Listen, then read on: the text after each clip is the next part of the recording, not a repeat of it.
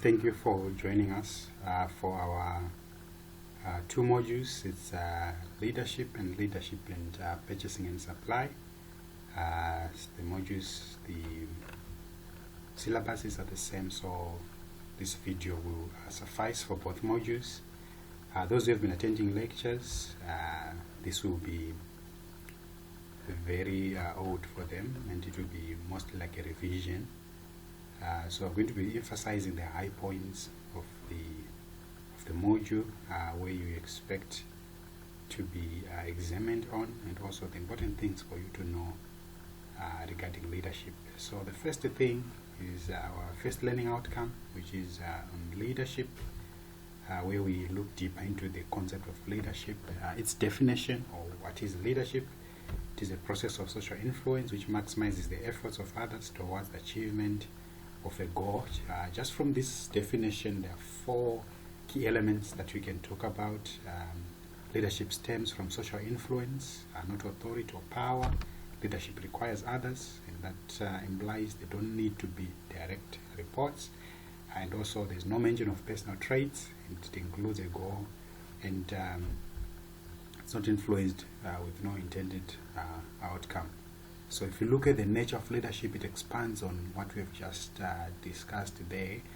Leadership derives from the power and is similar to, yet distinct from, management.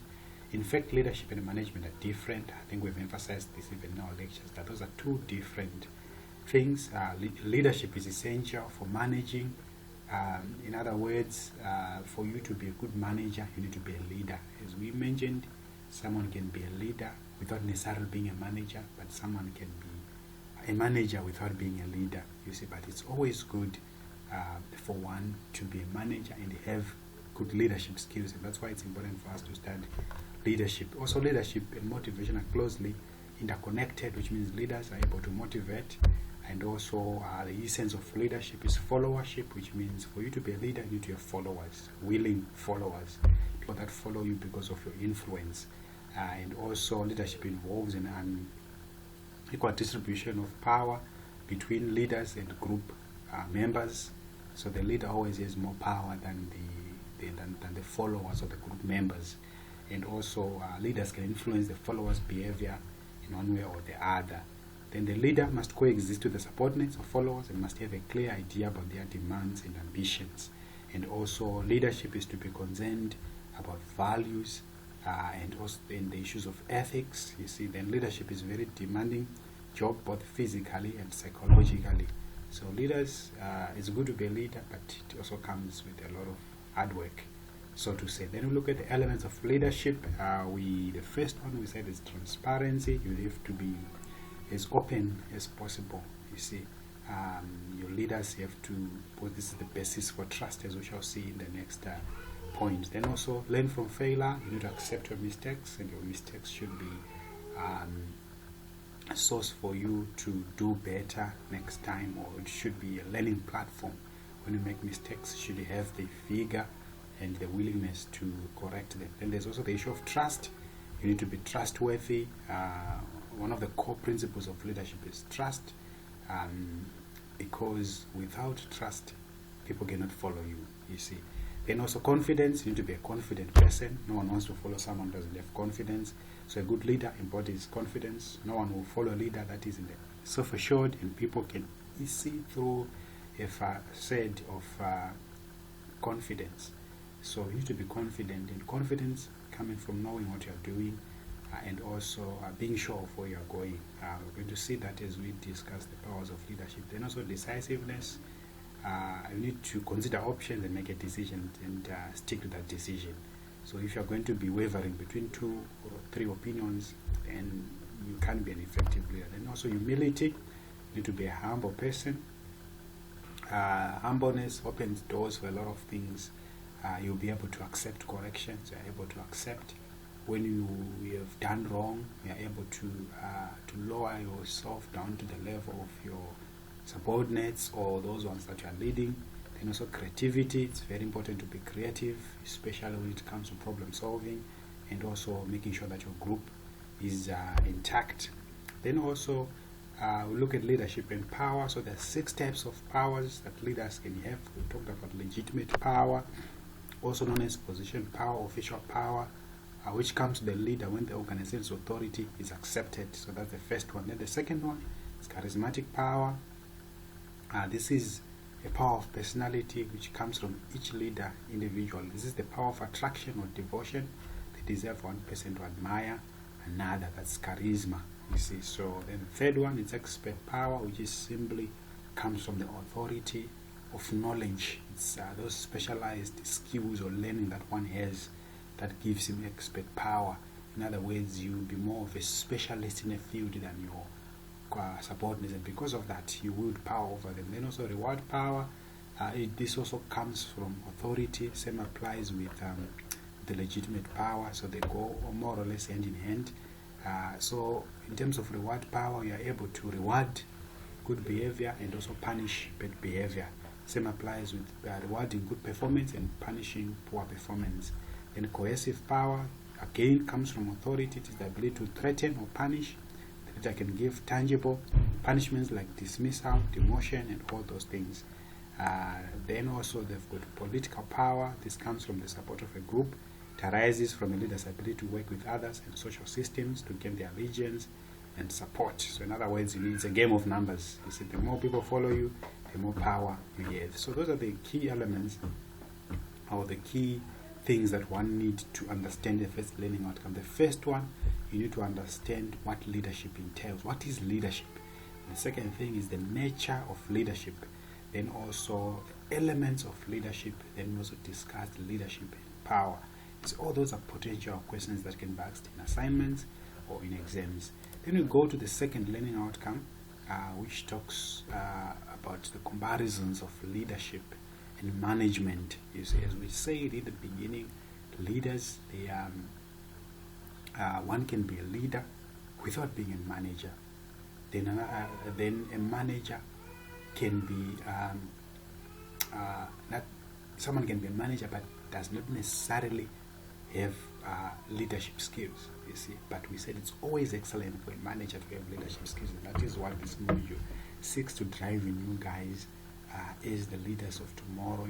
Different professional fields.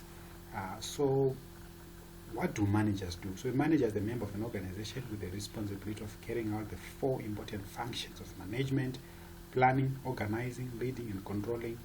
But all managers leaders? We've already discussed that. So most managers also tend to be leaders, but only if they also adequately carry out the leadership responsibilities of management, which include communication, motivation, providing inspiration and guidance, and encouraging employees to rise to a higher level of productivity. So this discusses what managers do. You see, so managerial duties are usually a formal part of a job description. Managerial duties are usually a formal part of a job description. In other words, subordinates follow as a result of professional title or designation. It speaks again to the issues of the leadership and power, the issue of legitimate power. That's where it's coming from. Then let's look at leaders. Or maybe before I go, the last point is with the title, that means for managers, the authority and the privilege to promote, hire, fire, discipline, or reward employees based on their performance and behavior. You see, then also, what do leaders do? So the primary difference between management and leadership is that leaders don't necessarily hold or occupy a management position. In other words, a leader doesn't have to be an authority figure in the organization, or a leader.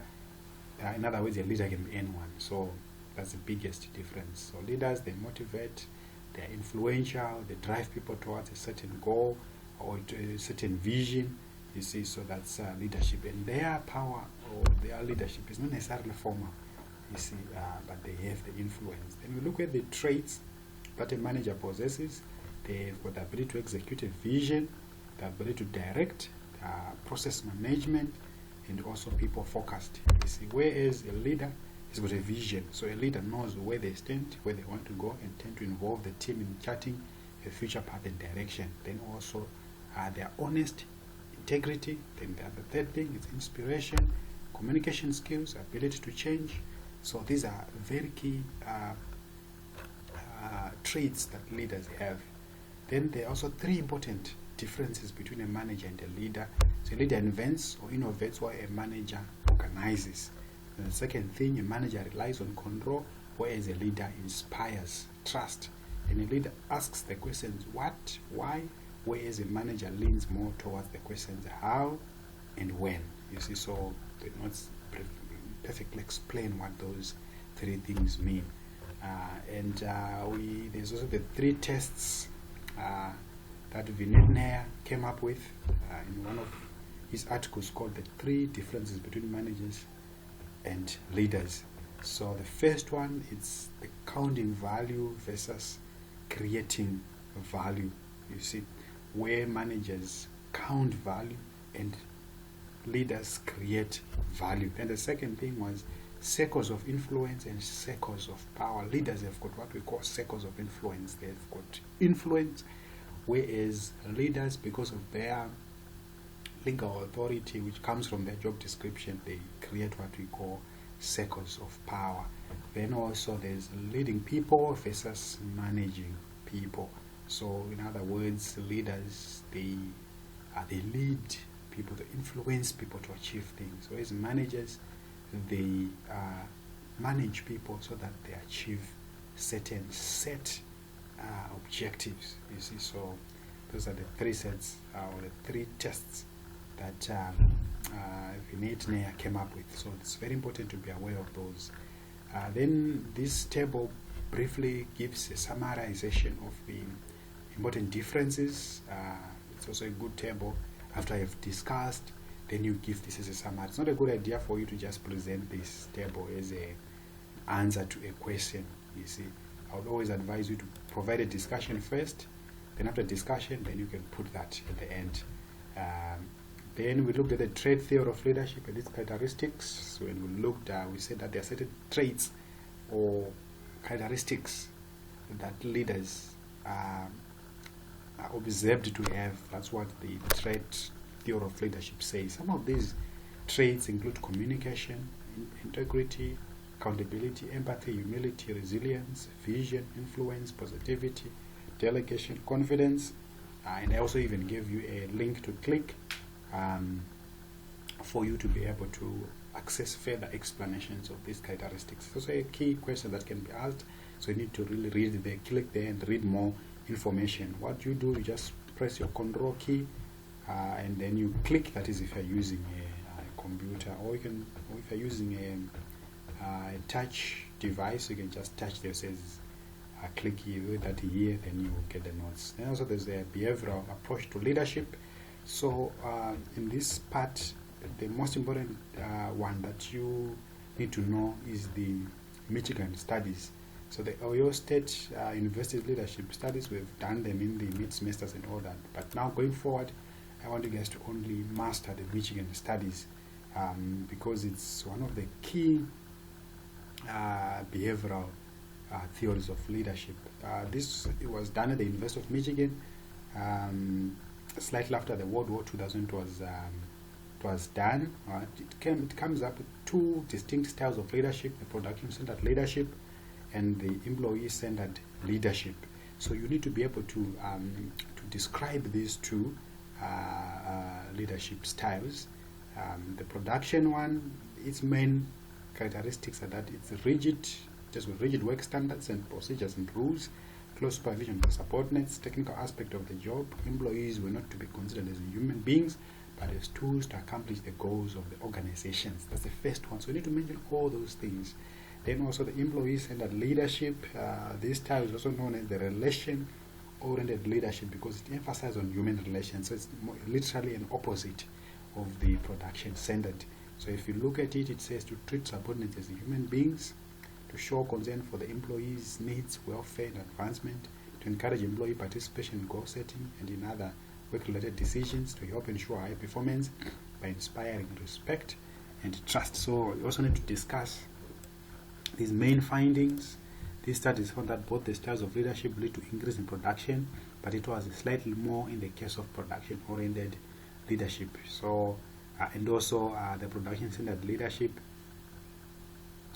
style led to decreased satisfaction and increased turnover and absenteeism. Then also the employee-centered approach led to improved workflow, procedures and more cohesions, interactions resulting in increased satisfaction and decreased turnover and absenteeism. So we need to discuss those three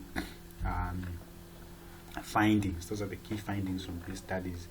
Then also these styles were also classified as boss-centered leadership and employee-centered leadership. So you also need to mention these points there. Then you need to look also at the criticisms of the Michigan studies.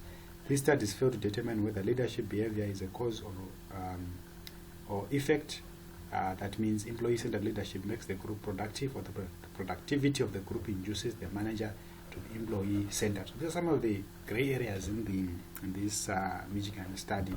These studies ignore the personal characteristics of subordinates, group characteristics, and the other situational variables. So you also need to discuss this as well. And also the third point, which says that the leadership style suggested by these studies is an extreme. A leader is supposed to follow either of the two styles. So that's what you need to study for the upcoming assessments, whether it's an assignment or an exam.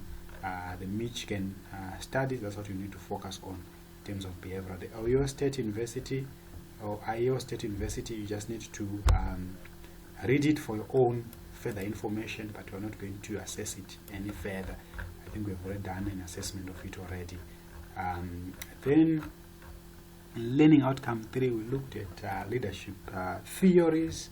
Like what I emphasize in the lectures, you need to be able to understand at least 3 of these theories. You need to be able to, not 3 but 5 for assessment purposes. So there's the great man theory, which says that leaders are born. So it's, you need to quickly describe what that means and where this theory came from and why did it come to existence. And you'd see that it's also linked more or less to the world wars again. Then also there's a trade theory. It's already discussed there, so this one is easier. You can go back to the learning outcome 2. It discusses this very well. Then the contingence theory, theories of leadership, it focuses on particular variables related to the environment that might determine whether a particular style of leadership is best suited for the situation. According to this theory, no leadership style is best in all situations. So what contingence theory says that for every situation we need a specific leadership style that should fit it. So in other words, you change your leadership style to suit a specific situation. And the situational theory proposes that leaders choose the best course of action based upon the situational variables. So different styles of leadership may be more appropriate for certain types of decision making. For example, in a situation where the leader is the most knowledgeable and experienced member of a group, an authoritarian style might be most appropriate. In other words, in other instances where group members are skilled experts, a democratic style would be more effective. So the situational and the contingents, they are more or less the same, but you should be able to differentiate them. Then we also have the behavioral theories, then also the participative theories, the management theories, the relationship theories.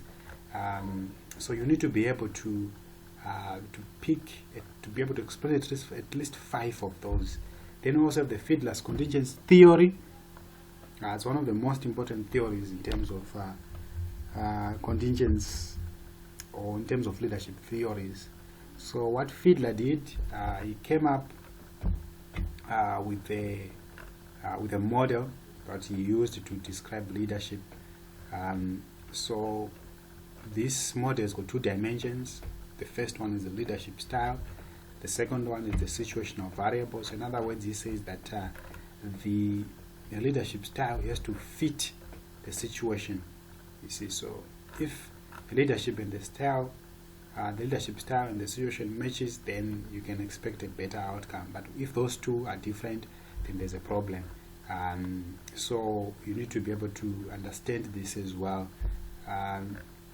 So what I want you guys to understand from this learning outcome, I just want you guys to understand those 5 theories. You should be able, from all those leadership theories, be able to come up with 5 that you can explain for at least 5 marks each because your assessments or your assignments will ask for at least 5 or 4 or 3, but no at least 5 from those.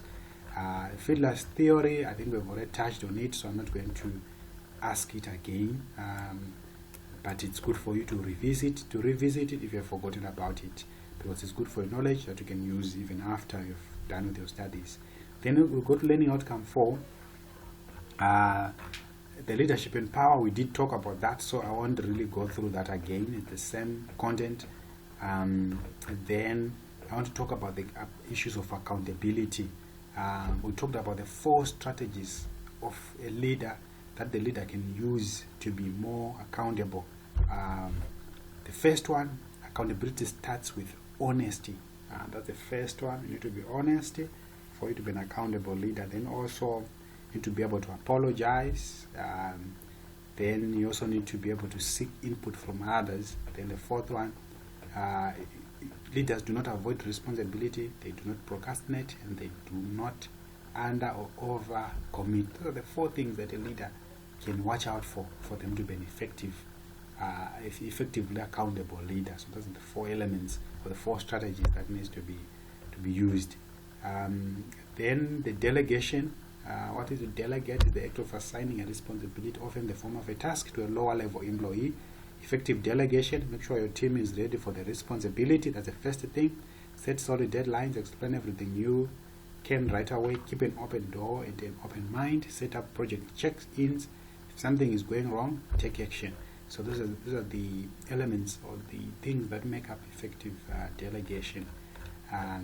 So from the 4th learning outcome, the most important thing is to be able to explain leadership, accountability. That's the key thing from the learning outcome 4, and the strategies of being accountable. You see, then also you should be able to briefly explain leadership delegation and its how to make it effective. The last learning outcome is learning outcome 5. It focuses on the contemporary issues of leadership. The first thing that we talk about is trust, the 5 dimensions of trust. You have already seen this question in exams. You just need to remember that there are 5 dimensions of trust: integrity, competence, consistency, loyalty, and openness. Then we've got 4 contemporary leadership theories that we have, or that are classified, or leadership theories that are classified under contemporary. Contemporary simply means current. You see, it's different from traditional, like the Greatman theory. We've got contemporary. The first one is charismatic. I think we all know what charismatic is by now. So you should be able to define charismatic leadership, be able to know its characteristics.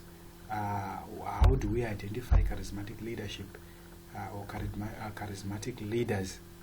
Then you also need to talk about the concerns about charismatic leadership. What are the concerns that are there, or these are sort of like the weaknesses of charismatic leadership. And there's also visionary leadership.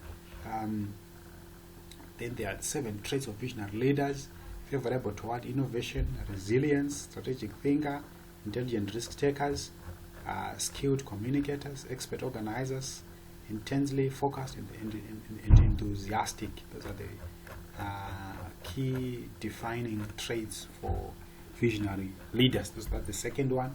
Then the third one is maybe before you go there, you also need to discuss the strength and the weaknesses of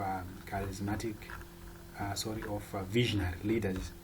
Then the third one is transactional leadership. So you need to understand what it is, even the person who originated it. Then also the characteristics of the transformational leader. And also these are some of the examples. You don't really need to remember them, but it would be good if you can incorporate them in your explanation. You see, from Jeff Bezos from Amazon, Steve Jobs, Tim Cook from Apple, and all these other guys. You can also even talk of the guy for electric cars, Elon Musk. I mean, all those guys, they fall under transformational leaders. They're challenging the status quo. They come up with new ways of doing things. They want change. You see, so that's transformational leadership. So those are the key ones. So from learning outcome 5, you should be able to know the dimensions of trust and be able to know these theories, leadership theories, or the contemporary leadership theories: charismatic, visionary, transactional, and transformational. So this basically makes up the module, and I believe this was just a quick revision because we've covered all these things in class. Thank you and all the best.